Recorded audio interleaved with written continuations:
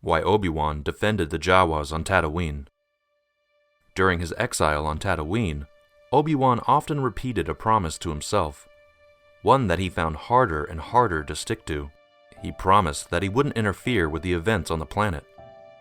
He had one goal, to protect Luke from the Empire and the boy's father, Darth Vader. If Obi-Wan ever interfered with the local thugs or Hutt's operations, then he risked outing himself as a Jedi, and eventually that would draw the eye of Darth Vader. It would only take a few missteps for Vader to realize Obi-Wan was on this planet protecting someone. Obi-Wan couldn't allow it. No matter how difficult and painful it was to watch the innocents of Tatooine bullied, beaten, and killed by ruffians, Obi-Wan mostly stuck to his oath. But then why did he break his promise to defend a group of Jawas? That's today's story. It's been a year since the worst drought the planet had seen. Obi-Wan himself had gotten caught up in the fight back against the planet's criminal overlords, raising some suspicion. He tried his best to maintain a low profile in the months since. Luckily, his identity still hadn't been revealed to the thief of the people's water and crime lord, Jabba the Hutt, who had been running the planet on a steady diet of fear and power. Obi-Wan had to avoid crowded places. This meant no return to Mos Eisley, which was difficult. He would miss the ease of shopping at the town square. Instead, he started a relationship with Jawas, the 4-foot-tall junk traders of the planet. Meeting them at their gargantuan sandcrawler, Obi-Wan made comfortable acquaintances with the junkers as the day turned to night in the lonely desert. Despite their scavenging reputation, they were actually quite harmless people. Unfortunately, they were the subject of harassment and regular raids, which were attacks they couldn't protect themselves from. Often, it was the Tusken Raiders who preyed on the smaller Jawas. Obi-Wan knew it wasn't exactly something his former master, Qui-Gon Jinn, would be expecting him to help out with. Kenobi meditated in the soon-to-be ice-cold desert. He wasn't quite sure if he should do anything, if he should help the Jawas against the Sand People. But Obi-Wan didn't have much time to consider his choices. The Sand People arrived to take advantage of the Jawas, and Obi-Wan got the jump on them.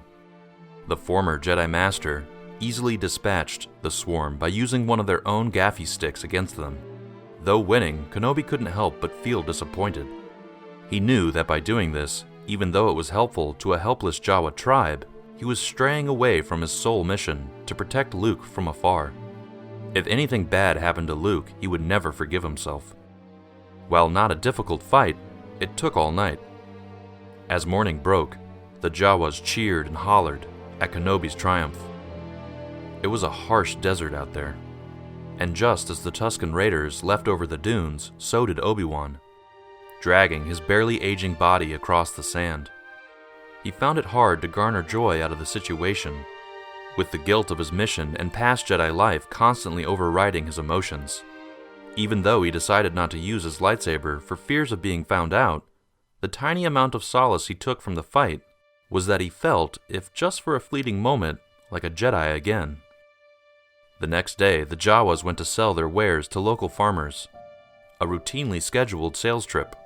Massive chunks of metal, spacecraft parts, beheaded Imperial AT-STs, and more flooded the desert floor outside the home of Owen and Beru, Luke Skywalker's guardians.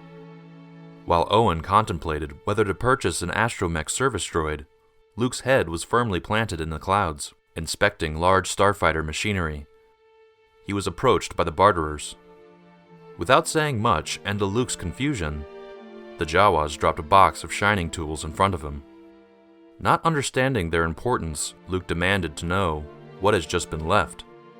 But he quickly realized they were parts, for his Skyhopper T-16 recently crashed in an exciting dash through Beggar's Canyon. Even though Owen had forbidden Luke from ever flying the craft again, the young farm boy excitedly thanked his uncle for the mysteriously delivered box. Owen, still bartering with the Jawas, was incredibly confused, and half-heartedly requested Luke come back with whatever box he had just been given. As his uncle let Luke go, there was someone watching over the boy from the shadows. Kenobi was there. Behind some more junk, he gladly looked on as the boy he swore to protect became incredibly happy. The allegiance with the Jawas had worked both ways. Just as Kenobi had helped the tribe out, So did the tribe.